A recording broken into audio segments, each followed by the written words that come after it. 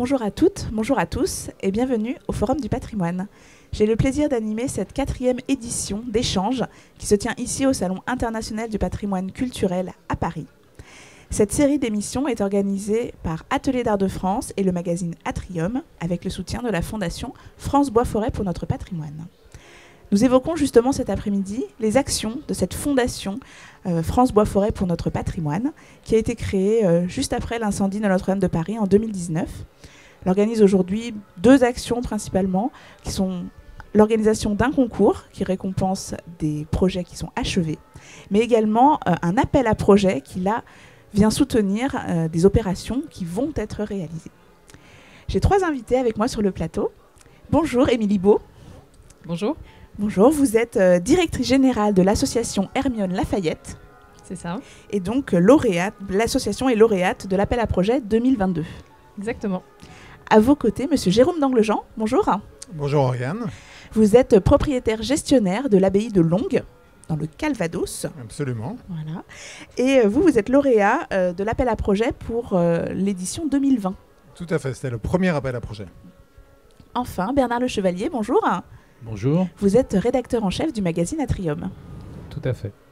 Alors commençons peut-être par l'appel à projet. Est-ce que vous pouvez nous parler des opérations qui ont pu être réalisées grâce à cet appel à projet et comment ça a pu dynamiser l'action d'une association ou pour vous en tant que propriétaire gestionnaire, ce que vous avez pu faire avec cette enveloppe? Alors, l'appel à projet de la Fondation France Bois-Forêt, c'est d'abord l'objectif de répondre à un appel à projet qui concerne une filière, qui est la filière bois. Et effectivement, je dirige l'association Hermione Lafayette, qui est propriétaire d'une grande frégate du 18e, qui a été entièrement reconstruite et qui se compose de 1200 tonnes de bois. Donc, il y avait une certaine évidence à répondre à cet appel à projet, notamment parce qu'aujourd'hui, cette frégate souffre d'un mal ce sont des champignons qui ont attaqué sa coque, qui est extrêmement dense en bois. Ce sont des frégates qui partaient au combat à l'époque et qui avaient des coques qui devaient résister aux boulets de canon. Et malheureusement, il n'y a pas suffisamment parfois de luminosité, il n'y a pas suffisamment d'aération, il n'y a pas suffisamment de ventilation sur certaines pièces qui sont énormes et donc se développent des champignons. On a mieux compris aujourd'hui, après 2 ans de restauration, ce qui se passe, quel est ce phénomène. Mais effectivement, quand on a 80 membres d'équipage à bord, on ne peut pas se permettre de continuer à naviguer si on n'a pas pleinement confiance dans ce monument navigant. Donc, répondre à l'appel à projet de France Bois-Forêt, c'était pour nous obtenir évidemment un soutien financier, puisque c'est 10 000 €. Et c'est pas rien. Quand on est une association, chaque euro compte. Et à l'Hermione, ce sont les petites rivières qui ont fait les grands projets. Chaque euro de chaque visiteur a permis de construire quelque chose qui nous a tous dépassés à un moment donné, qui était de recréer cette grande frégate et qui est partie aux États-Unis parce qu'il y a cette histoire, effectivement, autour de la liberté et de l'indépendance américaine. Cet appel à projet, c'est autre chose, c'est aussi la reconnaissance d'une filière. Voilà, pour nous, c'est très important. Pourquoi ? Parce qu'on a décidé que ce chantier, certes, il était coûteux pour notre association, mais on ne voulait surtout pas perdre notre ADN qui était la transmission et donc l'ouverture au public. Donc on a complètement ouvert le chantier au grand public dans le port de Bayonne à Anglette, ce qui est unique parce qu'aucun autre bateau ne se fait caréner sous les yeux du public. Et puis on est un organisme de formation et on souhaite profiter de ce coup dur pour en faire une opportunité et former des charpentiers, des menuisiers, mais au-delà de ça, remettre beaucoup de jeunes face à un outil pédagogique qui leur permet d'apprendre en dehors d'une salle de classe.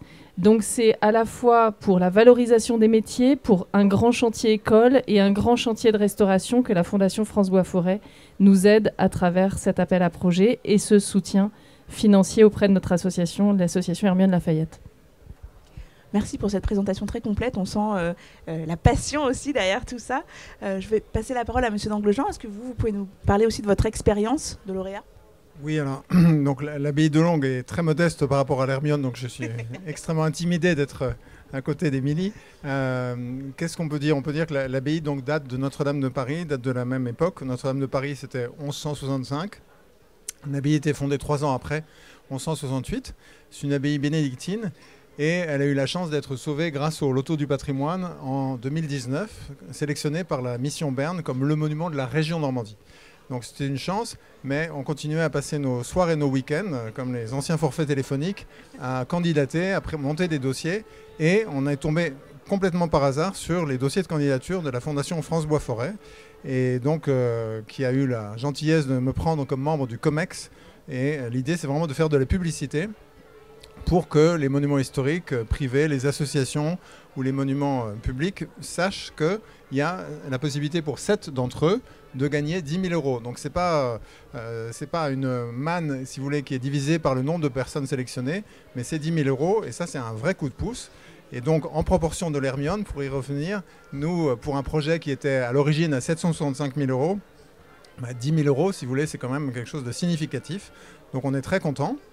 Pour revenir sur la filière, donc ça nous a fait connaître et découvrir et partager la filière bois. Au-delà de gagner un prix, l'idée c'est pas de fermer la porte et de dire merci, c'est juste au contraire de l'ouvrir au public, de faire des panneaux explicatifs, faire de la pédagogie autour de la filière bois. Et on a eu la chance, après le sauvetage du premier bâtiment, qui est le cœur de l'église dans lequel un service religieux a été effectué le 15 août dernier, 240 ans après la dernière messe, donc c'est quand même quelque chose d'incroyable. On a eu la chance de découvrir que le second bâtiment sauvé par la Mission Berne a une charpente de type armoricaine, alors je ne sais pas si ça parle aux spécialistes, mais qui serait la plus ancienne de Normandie, d'après M. Frédéric Epaut, qui fait autorité en la matière et qui a son mot à dire sur la charpente de Notre-Dame de Paris également. Donc on est très, très touchés. La charpente du chœur a été changée en Douglas, c'est du pin, on va dire que ce n'est pas du bois noble, c'est du bois qui ne se voit pas d'en bas. En revanche, la charpente armoricaine qui date de 1341, les coupes sont de 1341, donc début du XIVe siècle, elle a été refaite en chêne et on a de cesse de vouloir exploiter toutes les informations qu'on peut pour communiquer, faire connaître ces deux monuments, l'un dont la charpente est cachée est accessible aux spécialistes pour voir s'il y a des fissures, s'il y a autre chose, et l'autre dont la charpente vraiment sera en lumière puisqu'on a changé l'éclairage pour la mettre en valeur pour les prochains visiteurs. Merci, c'est intéressant d'avoir vos deux points de vue parce qu'effectivement on a des échelles très différentes, mais on se rend compte que c'est important d'aider tous les projets effectivement qui en ont besoin dans le patrimoine, et il y en a beaucoup. On va passer peut-être au concours. Est-ce que vous pouvez nous parler, Bernard Le Chevalier, de ce concours organisé également par la Fondation France Bois Forêt pour notre patrimoine? Alors c'est un petit peu l'autre volet dont vous parliez tout à l'heure. C'est une action qui est destinée à récompenser des chantiers qui ont déjà été réalisés, et on récompense à chaque édition 7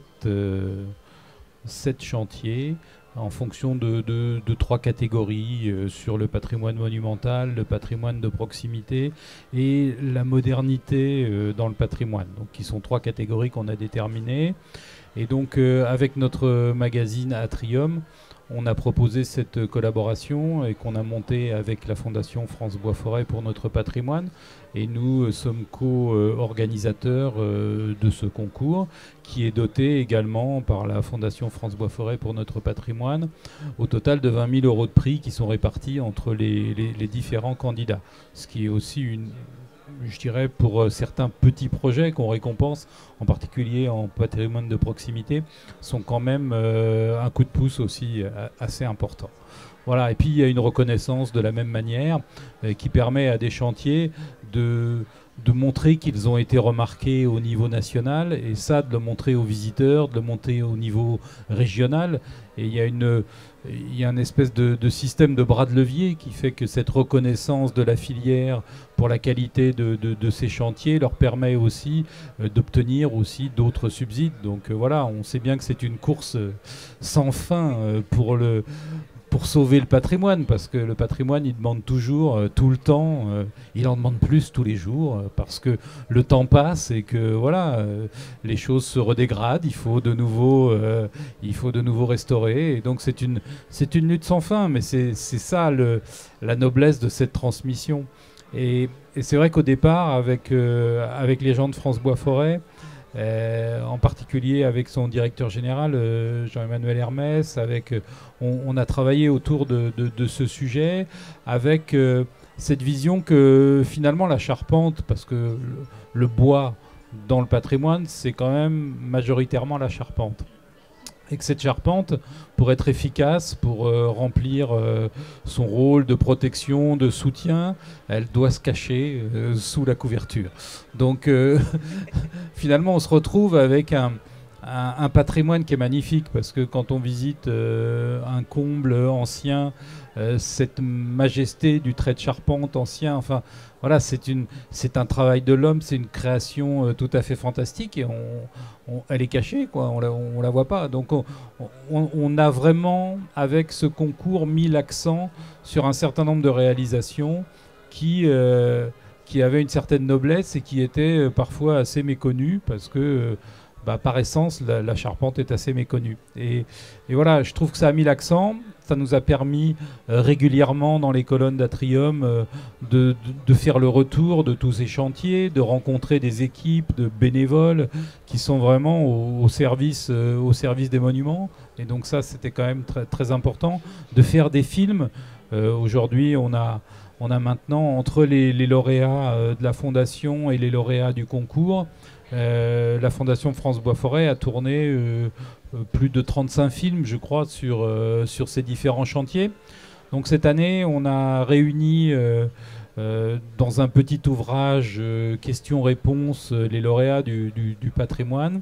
On a un petit ouvrage que vous pouvez d'ailleurs aller consulter en ligne sur le site de France Bois-Forêt, et qui vous permet d'accéder à ces 35 films où vous rencontrerez vraiment des passionnés, des entreprises. Enfin, il y a vraiment tout ce monde, cette passion du patrimoine qui est là et qui s'exprime pour le meilleur. Oui, complètement. Et donc, effectivement, à partir de ces films, ça permet de communiquer aussi, j'imagine, pour les lauréats, pour donner un peu de visibilité sur ces chantiers que vous organisez.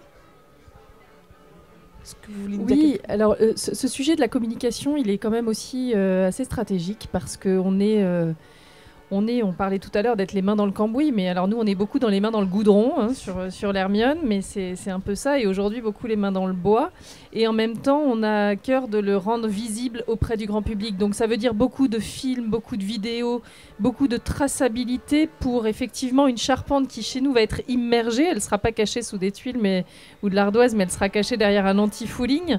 Et du coup, on a besoin de faire comprendre aussi d'où viennent les pièces. Donc on trace. À l'époque, on a été chercher des bois en forêt, des bois courbes pour construire ce bateau. Aujourd'hui, on n'a pas le temps. On veut des bois secs. On a choisi une technique qui est la technique du lamellé-collé pour reconstituer des pièces énormes, hein, qui font parfois près d'1 tonne. Et donc, ces pièces-là, elles sont fabriquées dans des ateliers un peu partout en France. Et donc, de montrer d'où viennent les bois, comment ils sont façonnés, gérés, pliés.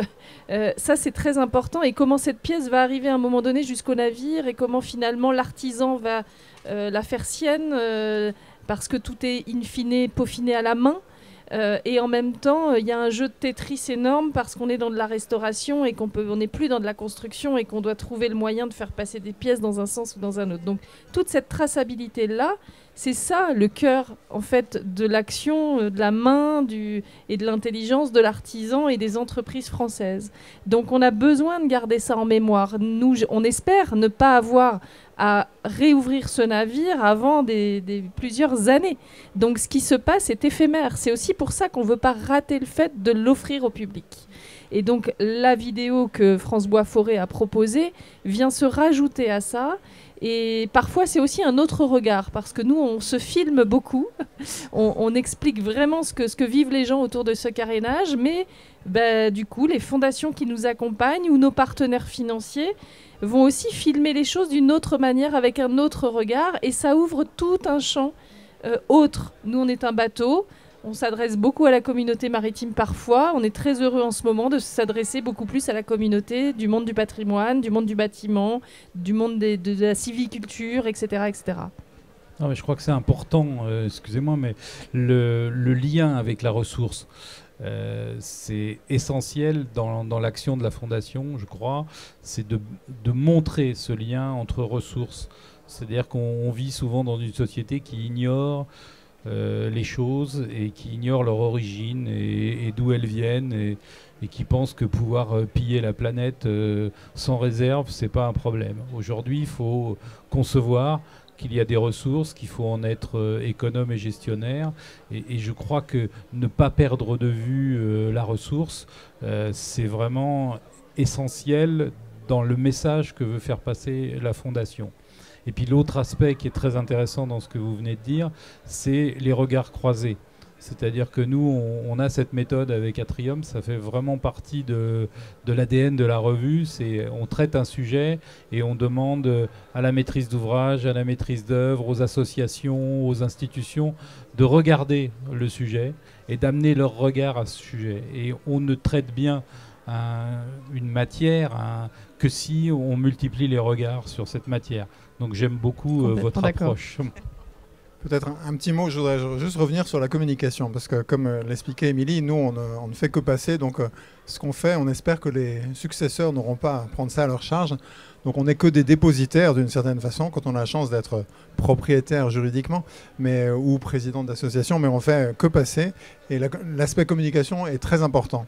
Et sur ça, je voudrais souligner la qualité de ce que fait France Bois-Forêt en matière de communication, en particulier sur ce qu'on appelle les réseaux sociaux, où il y a du détricotage de fake news, il y a vraiment de la pédagogie qui est faite, et je vous invite tous à vous abonner à la page de France Bois-Forêt, donc qui est remarquablement tenue. Et nous, on a ouvert des pages sur des réseaux sociaux, mais qui s'appellent, non pas du nom du propriétaire qui ne fait que passer, encore une fois, mais au nom du monument, Abbaye de Longues, pour vraiment cet effort de pédagogie, donc dans l'esprit de dire il faut expliquer.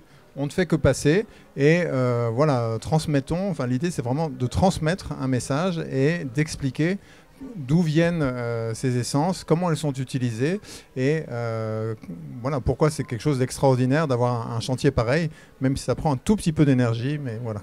Et puis j'ajouterais aussi qu'il faut remercier notre partenaire vidéo qui est Plan Rapproché, qui a fait de magnifiques images à travers, sur tous ces chantiers, sur ces 35 films. C'est vrai qu'ils ont fait un travail qui nous fait toucher de près l'émotion du chantier, l'émotion du bâtiment. Merci à tous les trois pour ce partage d'expérience. Peut-être pour terminer, est-ce qu'on a une idée des dates pour les prochaines éditions du concours ou de l'appel à projet? Alors, on est en train de rendre les copies pour la 3e édition du concours. Donc, ça va sortir bientôt. On a eu un peu de retard cet été, mais les choses sont en place. Et question appel à projet, peut-être Monsieur d'Anglejean peut nous donner les dates Alors, la date pour candidater est clôturée depuis la fin du mois d'octobre, donc il y a quelques jours. Et le prochain COMEX a lieu au début du mois de décembre pour sélectionner les projets qui ont été retenus parmi les X ou Y candidats. Alors, je n'ai pas connaissance du nombre de candidats. Nous étions très peu nombreux. Je crois qu'il y avait 14 candidats en 2020 pour la première édition. Et il y en a eu, de mémoire, plus de 50 pour l'édition de l'année dernière. Donc cette année, nous allons voir en décembre la qualité et le nombre des dossiers qui vont candidater. Très bien. Donc on suit l'actualité de la Fondation sur les réseaux, apparemment, voilà, pour savoir un peu comment s'organise la suite et qui sera lauréat de cette prochaine édition. Merci à tous les trois pour votre participation. Merci Oriane. Je vous invite à retrouver cette émission ainsi que toutes celles tournées dans le cadre du Forum du patrimoine sur notre chaîne YouTube.